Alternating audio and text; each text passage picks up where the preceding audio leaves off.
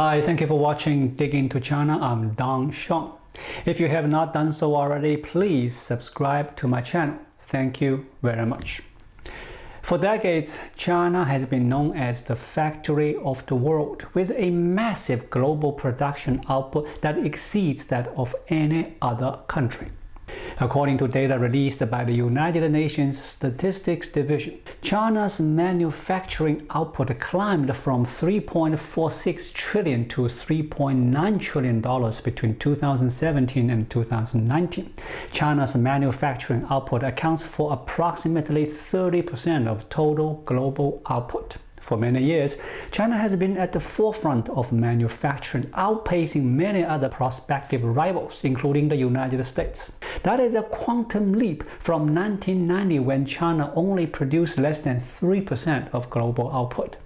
But the wind has changed. Due to cheap labor prices over land purchasing rights, lower labor costs, and operational expenses for factories and warehouses, Vietnam may replace China as the factory of the world in the near future. When China's economy was disrupted by Omicron flare-ups and the resulting lockdowns in manufacturing hubs like Guangdong province and Shanghai, Vietnam's first quarter economic figures appear to show promising outlook. According to Vietnamese General Statistics Office, Vietnam's economy expanded by more than 5% the first quarter this year compared with the same period of last year. China's first quarter growth rate was 4.8%. What's more, Vietnam's foreign trade rose to more than $176 billion in first quarter, a year-on-year rise of 14.4%. In comparison, China's first quarter foreign trade rose 10.7% in Chinese yuan terms. According to Global Times report, foreign investors and other foreign-owned businesses are pouring money into the Vietnamese market. Recently, Vietnamese media reports that business mogul Ka-shing invested billions in Vietnam's infrastructure after retreating from the United Kingdom. As Southeast Asia eases its epidemic restrictions and China continues to stick to zero-COVID policy, it is natural that the factory orders will continue to flow out of China. One thing I'm not sure is whether Beijing has a sense of crisis, as global manufacturing may be weaning off dependence on China and turning to countries like Vietnam.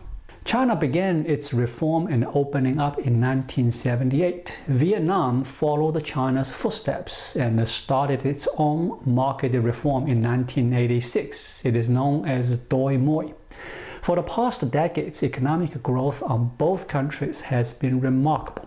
But the eruption of a trade war between the US and China in 2018 has accelerated a fourth wave of industrial chain transfer, with countries like Vietnam and Mexico emerging as the biggest winners of the trade disputes. Vietnam trade with the US has grown significantly since 2018. The latest data showed the Vietnamese trade surplus with the US rose to $81 billion in 2021 from $63 billion in 2020, hitting all-time high. For the foreseeable future, Vietnam will continue to remain an attractive market for foreign investment and a destination for supply chain diversification. Most notably, Apple announced that they will manufacture approximately 30% of their AirPods for the second quarter in Vietnam instead of China, and that they would most likely set up production for the new MacBook lines and the new iPad in Vietnam. Another tech giant, Samsung, contributes a quarter of Vietnam's exports, while Intel chose Vietnam to house its biggest chip assembly plant worldwide.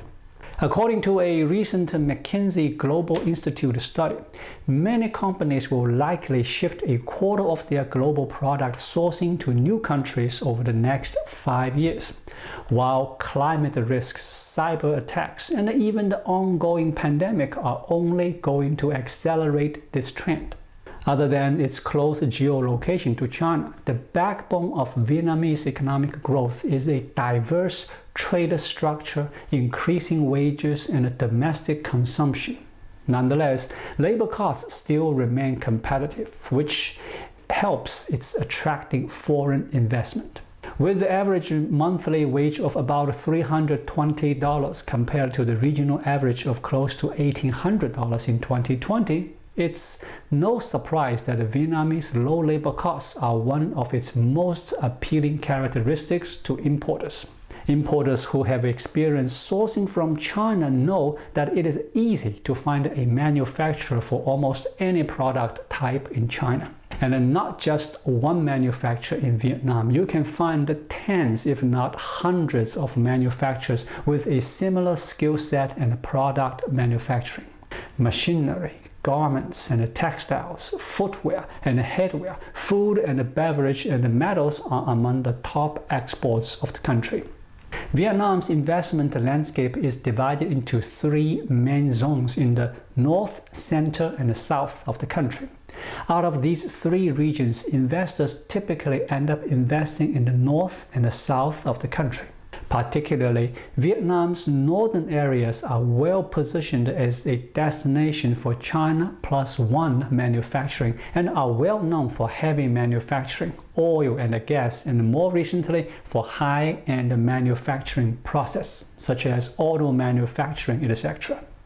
Though considered as a developing nation, Vietnam can provide low production costs and offer the highest manufacturing quality possible at the same time. At this point, it can be said that Vietnam can offer the approximate level of diversity as China. But the country's manufacturing industry is more diverse than that of some other alternative sourcing destinations such as Bangladesh and Cambodia. So this implies that Vietnam has adequate facilities and capacity as China to satisfy the production needs of most international business. It is reasonable to say that one day, made in Vietnam products will become widely popularized in the world.